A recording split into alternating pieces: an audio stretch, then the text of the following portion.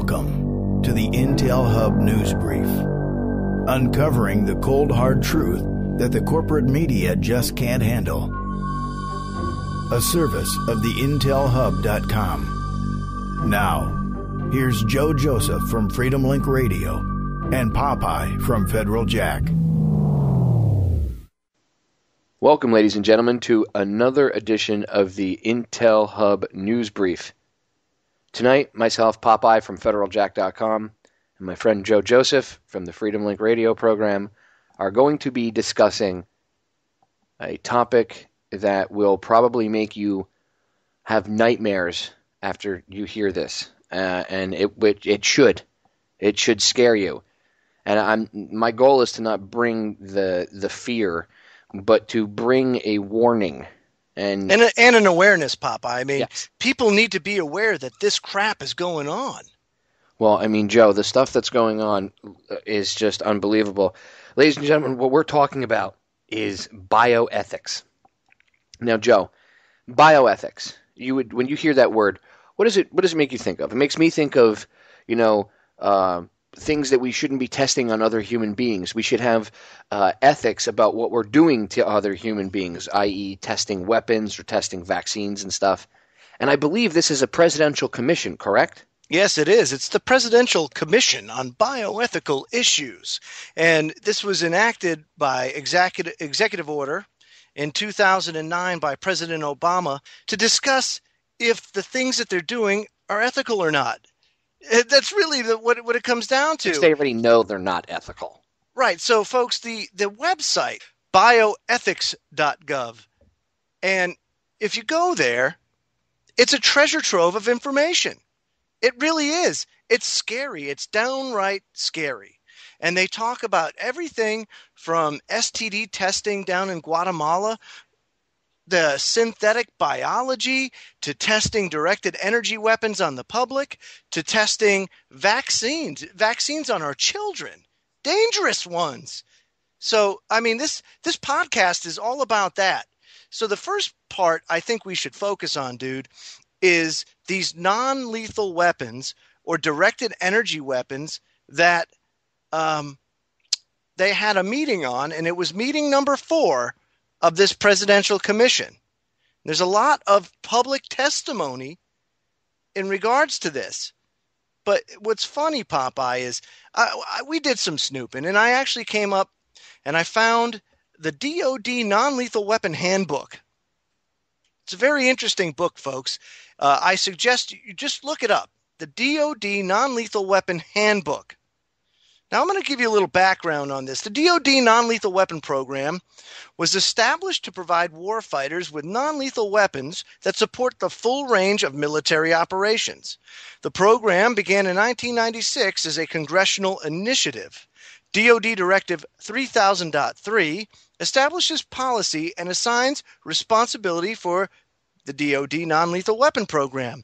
It is DoD policy that non-lethal weapons will, and now this is some of the bullet points to non-lethal weapons. And there's one that's going to stand out to you folks, and I'll save that for last. So the first one is non-lethal weapons should be designed to help decrease the post-conflict costs of reconstruction. That sounds good. Non-lethal weapons availability shall not limit a commander's inherent authority or obligation to use all necessary means available and to take all appropriate actions in self-defense. That makes sense. Non-lethal weapons presence, nor the potential effect of non-lethal weapons, shall constitute an obligation for their employment or a higher standard for employment of force than provided for by applicable law. Okay, so far so good. Non-lethal weapons may be used in conjunction with lethal weapon systems to enhance the latter's effectiveness and efficiency in military operations. Okay, and last, and certainly not least, folks, keep your hats on for this one. Non-lethal weapons shall not be required to have zero probability of producing fatalities or permanent injuries. Popeye, how is it a non-lethal weapon? Could you repeat that one more time? Just for the listener? Non-lethal weapons shall not be required to have zero probability of producing fatalities or permanent injuries. Popeye, a .357 Magnum will not kill somebody each time you shoot somebody with it. Yeah, if I shoot somebody in the foot with a .357, I guess you can consider that a non-lethal weapon. It is a non-lethal weapon by definition. Under that train of thought, you know what I mean? That's right. According to DOD Directive 3000.3, your .357 Magnum is a non-lethal weapon. That's right. Your 12-gauge shotgun is a non-lethal weapon. Hell, a 40-millimeter grenade is a non-lethal weapon. And what do you know? What do you know, folks? In this handbook, they use 40-millimeter grenades as non-lethal munitions. Hell, they have mortars as non-lethal munitions. And people are going to say, Joe, how the hell could you use a 40-millimeter grenade as a non-lethal weapon? Well, because it's defined as such in here. Because and it's scary if you look at what it is that they're using it for. Ladies and gentlemen, I suggest you look up the Taser X-Rep. It is a taser, a shotgun shell with a taser, basically built inside of it. They fire it out of a shotgun. The projectile can travel, I think it's like 75 or 80 feet or whatever it is in a straight line. And when it hits you, not only does it knock you down for 30 seconds, but if you try to pull it off because of the way it's set up, as soon as you pull the wire, it charges you, it hits you again. So picture that on steroids, because that's what this thing is. This is what the title of it is. 40-millimeter human electromuscular incapacitation projectile. You want to hear the description? Check it out. A 40-millimeter non-tethered hemi-munition with increased distance over currently available tethered devices from 10 to 100 meter threshold and 10 to 250 meter objective with 30-second threshold and 3-minute objective duration. Related efforts are Harbinger and Disable Point target programs. And the concept of employment, meaning what they would use it for, is force protection, entry control points, crowd control, patrols, and other defensive and offensive operations.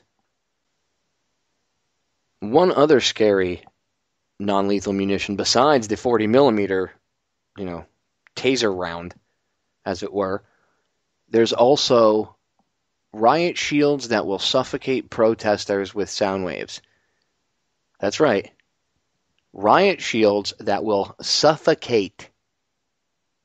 Suffocate. Say it one more time. Riot shields will suffocate protesters with sound waves.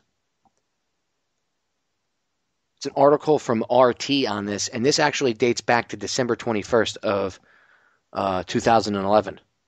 This came out, and not many people, some people paid attention to it, but not many people really, were paying too much attention at the time. It was a couple of days before Christmas.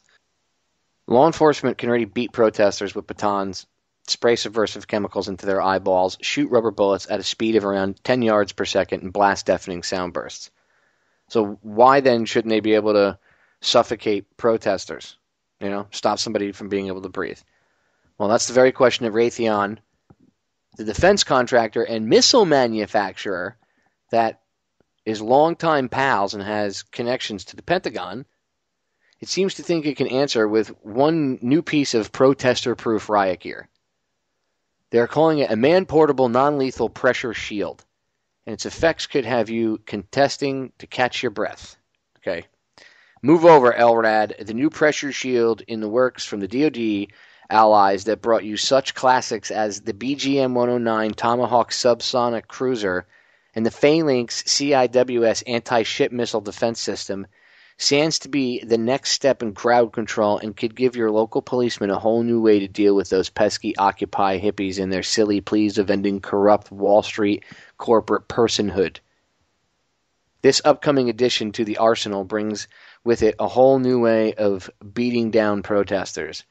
The shield, by sending out a series of pulsed pressure beams, resonates the upper respiratory tract of the victim, and depending on which setting is chosen by the officer, can render them warned, stunned, or incapacitated. Now, I would, if you're screwing with the upper respiratory tract, that means that they could stun you and like someone choked you. I guess the warning would be a choke. A stun would probably be a longer choking feeling, and an incapacitation is knocking, the breath out of your respiratory tract.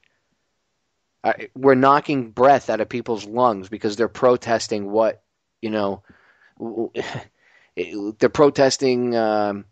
You protest against the Federal Reserve, you'll get this used on you. The Occupy protesters, whoever. And it's in the Constitution that you're allowed to protest, and yet we have the DOD working with defense contractors and everything else to make these weapons, and out comes this thing for quote-unquote police, the militarized police. By blasting waves of mixed force and threshold, the users of the shield can tiptoe the line that borders on discomfort for the victim but also teeters dangerously close to eardrum rupture and lung damage. Eardrum rupture and lung damage, not or, and. Even the weakest blast of less than 10 G at a close enough distance will be able to penetrate the pain threshold with barely 140 decibels of sound. Unbelievable. Just unbelievable. I mean, ladies and gentlemen, if you can't see what's going on, militarized police, that's another issue by itself.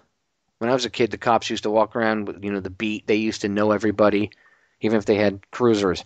They knew the people that lived in town. Nowadays, it's, stormtrooper outfits, and they don't know anybody in town. They don't care to know anybody in town. Everybody's a possible terrorist. Unacceptable.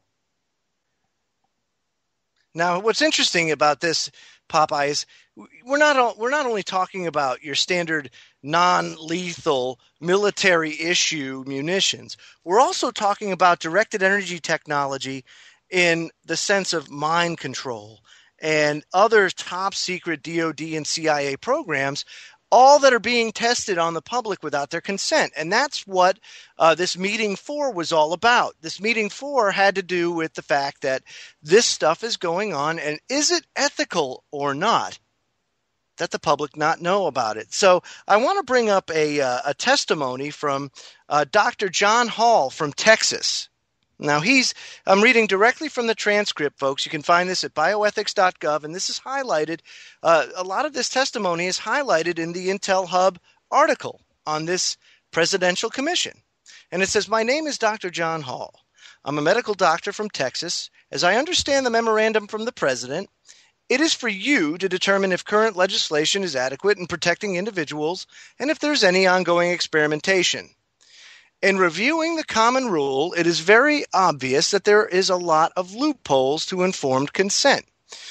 All of the horrific experiments you have mentioned, Willowbrook, MKUltra, radiation experiments, mostly were done without informed consent. They were funded by the DoD and intelligence agencies, where I am not even so sure you would know if there is an independent review board, much less if an independent review board is looking at informed consent.